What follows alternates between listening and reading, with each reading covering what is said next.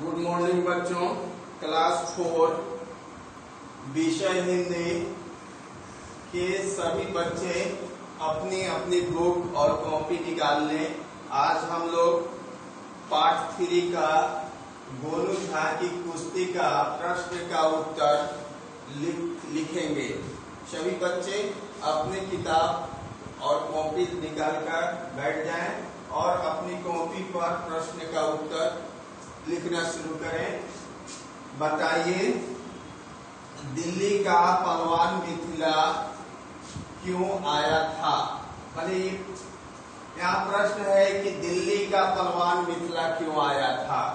उत्तर है हमारा, दिल्ली का पहलवान मिथिला कुश्ती लड़ने आया था। तो उसका मुख्य मकसद था कि कुश्ती लड़ना था। वह चाहता था कि मिथिला में ऐसा कोई व्यक्ति मिल जाए जो हमें कुश्ती में हरा दे। उसे अपनी कुश्ती पर बहुत ही गर्व था। प्रश्न ख, दूसरा हम लिखेंगे प्रश्न ख, अतिथि गृह में दिल्ली का पहलवान किस उधेड़ गुण में लगा था? माने वो क्या सोच रहा था, माने उसके मन में एक क्या भ्रांति आ गया कि वो सोच समझ नहीं पा रहा था। तो उत्तर है कि अतिथि गृह में दिल्ली का पहलवान इसी उधेड़ गुण में लगा हुआ था कि कुश्ती का यह कौन सा तरीका है। माने वो जो गोनू झा बोला था कि सरगम माने पंचम स्वर, द्रुत लय और पटक ताल। इस भाषा को आज तक माने ज्वाला सिंह नहीं सुना था और इसी के उदय गुण में वह लगा था। प्रश्न ग, ज्वाला सिंह मिथिला से क्यों भाग गया? उत्तर, ज्वाला सिंह का मनोबल टूट चुका था। वह गोनू झा द्वारा कहे बातें पंचम स्वर, द्रुत लय और पटक ताल को समझ नहीं पाने के कारण ज्वाला सिंह का मनोबल टूट गया और वह भाग गया। तो इस तरह वो इतनी नर्वस हो गया कि वह वहां से मिथिला छोड़कर दिल्ली भाग गया। अब लिखिए, अब दूसरा क्वेश्चन लिखेंगे 2। लिखिए, प्रश्न है क, मिथिला नरेश चिंतित क्यों थे? क्या कारण था कि मिथिला नरेश चिंतित थे? तो उत्तर हम लिखेंगे, सभी बच्चे कॉपी पर लिखेंगे। उत्तर, मिथिला का सामान खतरे में था, इसीलिए नरेश चिंतित थे। मिथिला का सामान खतरे में होने के कारण मिथिला नरेश चिंतित थे। प्रश्न ख है, महाराजा को चिंतित देखकर गोनू झा ने क्या किया?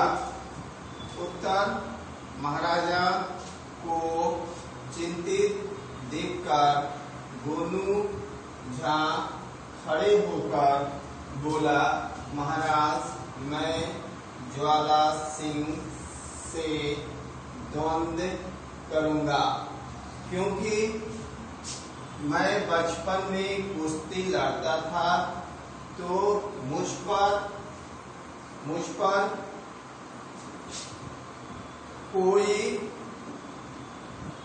कोई जिन सवार हो जाता था और प्रतिद्वंदी की हड्डियां टूट जाती थी।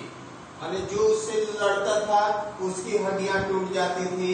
पर आज बात मिथिला के सम्मान की है तो मैं अवश्य लड़ूंगा। और इस तरह वह कुश्ती लड़ने का चैलेंज करता है। प्रश्न है ग, गोनू झा कैसे व्यक्ति थे? उन्होंने मिथिला का सम्मान कैसे बताया?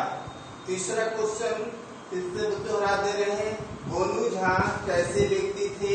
उन्होंने मिथिला का सम्मान कैसे बचाया?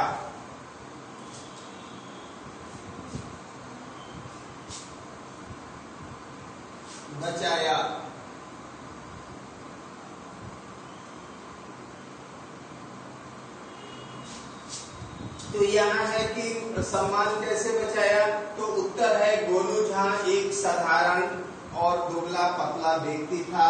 गोनू झा बहुत ही साधारण किस्म का इंसान था और दुबला पतला व्यक्ति था। वह अपनी बुद्धि, विवेक और साहस के द्वारा मिथिला का सम्मान बचाया। तो इस तरह से गोनू झा मैंने अपनी बुद्धि, कला, कौशल से मिथिला का जो इज्जत और प्रतिष्ठा था वह बचा लिया और ज्वाला सिंह इसी उसकी साहस की लोहा मानकर वह रातों रात मिथिला छोड़कर भाग खड़ा। अब यहाँ है किसने किससे कहा। अब ये है कि अब यहाँ है कि यहाँ कुछ भरना है, अपने कॉपी पर या किताब पर भर लो कि मैं देखना चाहता हूँ कि कोई मुझे टक्कर दे सकता है या नहीं। किसने किससे कहा, तो ये शब्द जो प्रश्न का है तीसरा का, मैं देखना चाहता हूँ कि कोई मुझे टक्कर दे सकता है या नहीं, तो ये कौन कहा, तो यहाँ लिखेंगे ज्वाला सिंह ने। किससे, तो मिथिला के नगर वासियों से, माने वहां की प्रजा से। क्या हो गया, अपनी कॉपी या बुक में भर लोगे। पहला में है, पहला में लिखेंगे ज्वाला सिंह, किससे, तो मिथिला के प्रजा से। आपने कहां से सीखी यह विद्या,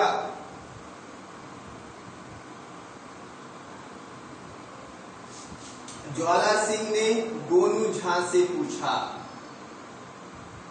क्या लिखेंगे, ज्वाला सिंह और इसमें गोनू झा। जानता हूं ना, सब जानता हूं, क्यों नहीं जानूंगा। ज्वाला सिंह माने ज्वाला सिंह किससे बोला, गोनू झा से। आज बात मिथिला की सम्मान की है, मैं अवश्य लड़ूंगा। तो कौन बोला, तो गोनू झा बोला। इससे ज्वाला सिंह से। तो ये हो गया, तीसरा का हो गया किसने कहा, किससे कहा। अब यहाँ है सही उत्तर के सामने निशान लगाइए। क है, सभी बच्चे अपने बुक में निशान लगा लेंगे। गोनू झा पर कब जिन सवार होता था, बचपन में कि जवानी में कि दरबारी जीवन में। बचपन में, क्या लिखेंगे, बचपन में, माने पहला में सही का निशान लगा देंगे। दूसरा है मिथिला नरेश किसके प्रेमी थे, सौंदर्य के कि खेलों के कि कला के। माने 3 ऑप्शन है जिसमें एक ऑप्शन सही है, एक ही सही है, 2 गलत है। तो सही के सामने हम निशान लगाएंगे। तो यहाँ सौंदर्य के तो होगा नहीं, खेल के, कला के, तो यहाँ लिखेंगे खेल के। ठीक, अब है गोनू झा ने, दरबारी ने गोनू झा को किस पैतरे में लाजवाब बताया, पटक ताल में कि राग भैरव में कि द्रुत लय में। तो यहाँ मैंने ये हो गया कि गोनू झा माने दरबारी गोनू झा को किस पैतरे में लाजवाब बताया। तो यहाँ हम सोचेंगे कि पटक ताल में निशान लगाएं कि काल भैरव में निशान लगाएं कि द्रुत लय में निशान लगाएं। तो यहाँ हम निशान लगाते हैं राग काल भैरव, राग काल भैरव में हम यहाँ टिक निशान लगा देंगे। इस तरह सही और सही का निशान तीनों में हम बता दिए। पहला में हो जाएगा बचपन, दूसरा में हो जाएगा खेलों के और तीसरा में भी दूसरा है काल भैरव। तो जो सभी बच्चे अपनी किताब में निशान लगा लें और उसके बाद अपने कॉपी फेयर कॉपी पर इसको लिख लेंगे। अब यहाँ है कि स्त्रीलिंग शब्दों के अंत में ई होता है, तो इनके बहुवचन बनाने के लिए ई को ई करके आखिर में या जोड़ देते हैं। जैसे हड्डी से हड्डियां, हड्डी से क्या हो जाता है हड्डियां, तो ई जो दीर्घाई है उसको हम हर्षई में कर या जोड़ देते हैं। ऐसे ही जिन पुल्लिंग शब्दों के अंत में आ होता है उसे बहुवचन बनाने के लिए आ को एक कर देते हैं। जैसे पैत्रा के पैत्रे, चुटकी के, जैसे हड्डी के हड्डियां अभी बताए हैं, हड्डी के हड्डियां होता है, चुटकी के चुटकियां हो गया, चुटकी के क्या चुटकियां। सभी किताब में भरेंगे, सभी बच्चे अपनी किताब में भर लेंगे। चुटकी के चुटकियां, चुनौती के चुनौतियां, कुश्ती के कुश्तियां, कुश्ती की क्या होगा कुश्तियां। तो यहाँ हमें जो हर्षई है, जो दीर्घाई है, उसको हर्षई करके याद लगा देना है। जैसे कुश्ती में यहाँ कुश्ती लिखा हुआ है दीर्घाई से, इसको हर्षई करके कुश्तियां। अब यहाँ है पैत्रा, पैत्रा के क्या होता है पैत्रे, अखाड़ा के अखाड़े, चेहरा के चेहरे, माने ये बहुवचन हो गया। चेहरा एक माने जो सिर्फ जैसे हमको चेहरा हम अपना शीशा उषा में देखते हैं तो हम कहते हैं चेहरा, लेकिन जब बहुत से लोग एक साथ देखते हैं तो उसको हम चेहरे कहते हैं। तरीका, तरीके, तरीका के क्या हो जाएगा बहुवचन तरीके। तो इस तरह से आप अपने किताब में भर लेंगे और फिर उसे फेयर कॉपी पर उतार लेंगे।